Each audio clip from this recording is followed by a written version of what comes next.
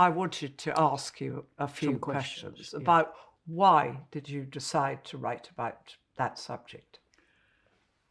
The impulse or the compulsion to do it was obviously brewing inside me, having read about the capture and not much else, because once they're taken, it's a hidden country. Yeah. And then one day I was in a waiting room, a doctor's waiting room, and I read a 3-line piece of news, abbreviated news. A girl, Amina was her name, was found in Sambisa forest by vigilante. She had a baby clinging to her. They had no food. She did not know her name, and she had lost her reason.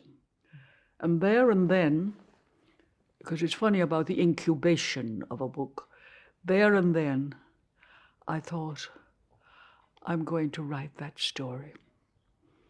What I did not think or foresee was, first of all, the difficulties in getting there. I had not been to that country ever. And secondly, when I got there, how would I find people? So it was a leap in the dark, definitely. It was a very brave leap in the dark. It was brave because I'm not young, but it was foolhardy as well.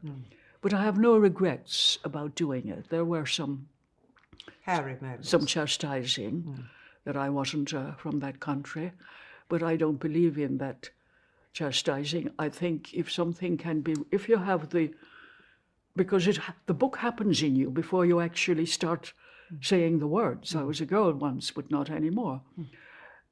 If you have that, and I think any writer, or probably composer, but I don't know composers, would say the same. The thing has to be done if the messenger in you tells you to do it. And every writer, including myself, is always waiting for that messenger. But when I got to Abuja airport at 4 or 5 in the morning and saw a catastrophic amount of luggage and hordes of people and children. I've been there. You've been there. I thought, I can't do this.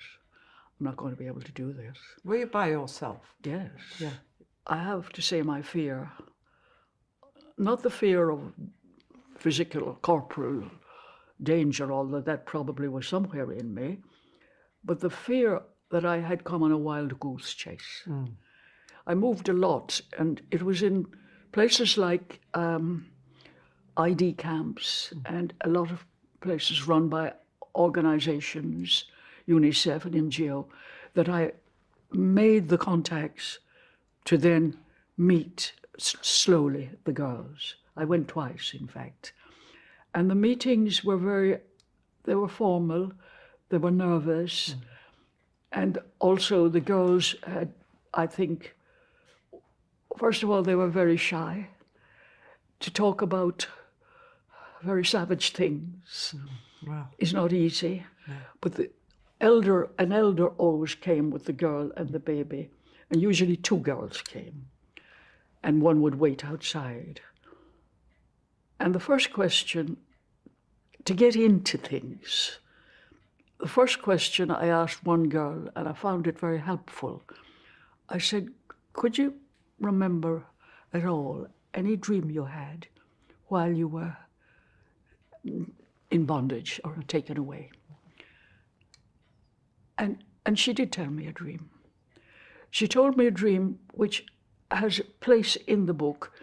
She told me a dream that her mother and father had come to get her because she had fallen asleep on the floor of the cookhouse because they were all doing work in the daytime as well as their night encounters. And by asking her a dream, it freed her to tell me other things. But each person was different. So there were millions of little moments and episodes. Well, it very much comes out in your book. I mean, you get the atmosphere. I mean, I did find it harrowing. I mean, Did you find it harrowing? I did find it. And I think what made it so readable was your writing, your prose, your descriptions of nature. I think that.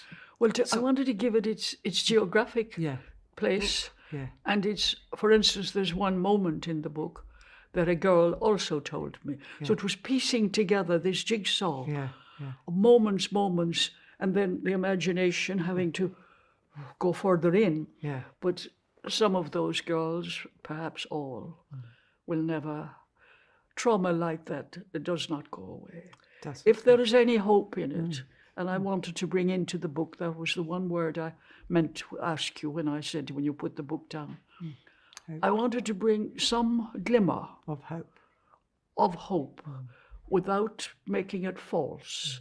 Because a lot of books of that nature are made false at the end, and everything is hunky-dory. No, it wasn't. Everything isn't hunky-dory. No, it was not hunky-dory. But that the person has found within themselves some strength.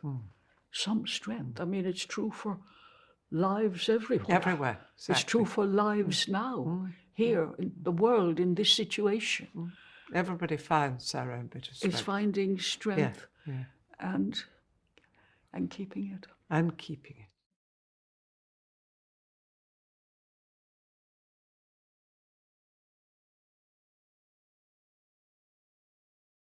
But it was quite brave to write it then. It was brave and foolish in the same. What is so interesting, and this is the truth, it did cause a bit of commotion, to put it mildly. And people were very offended, and my family were ashamed, and I had betrayed my country, and a lot of tosh. But at the time, it hurt very much.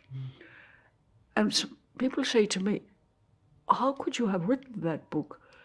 And I said, I have to tell you, I didn't think there was anything offensive in it. I wrote it out of a loneliness because I had left Ireland, which I wanted to leave. Nevertheless, when I came to, SW, wherever I was, I felt everything was so, the language was the same, it was the English language, but even the trees, even a pond or nature or whatever, it all feels so alien. Plus, I had thought I was going to be coming to live in a rather glorious part of London. I wasn't. There was a lot of desperate people talking to themselves. And therefore, I wrote it in secrecy insofar as it was just me with myself. I had children, and I had, at that time, You had two boys. I had two boys, Sasha and Carlo. But I didn't ever think it would be published, and therefore I didn't think it would be public. And above all, I didn't think there'd be such brouhaha. And it was the easiest thing I ever wrote. I wrote it in 3 weeks. 3 weeks? 3 weeks. Yeah. Now it takes me 3 weeks to write a paragraph. I can well believe it. Because it was waiting. And there's a very interesting thing. If I rave on, you can stop me. No, I love you. There's a very interesting thing about memory and exile. It is only when you leave someone or something that the full power and, if you like, permanence of it is in you. It's inside you. So I could see that country, that gate with the broken hasp, that frost when it was frosty, or whatever, a field of corn, horses galloping. I could see everything clearer than I did in the time of its happening. Wordsworth says that about daffodils. Often vacant mood. He recalls the daffodils. So separation brings the emotions. And ultimately, a book, I think, it's not fashionable to say so now, I think a book is the accumulation of emotions written in a particular, hopefully, musical way. Did your family forgive you? Well, my mother buried the book, which isn't exact. She forgave me in her heart. Yes. And if she were to be alive now, I've often thought of this because she loved me very much, but she feared my father was a more difficult person.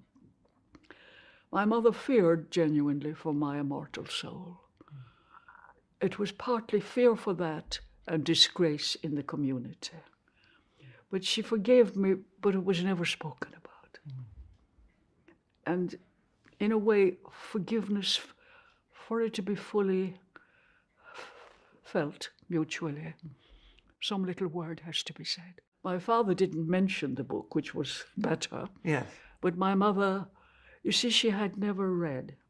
And She'd never read a she had book? never read a book in her life. She asked me to send her one book. And I thought, what is it going to be?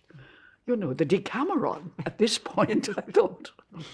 And it was a title, and I forgive the author who wrote this, because I never read it. And the title was Mother Knows Best. Very appropriate. So yes, vindication. Vindication.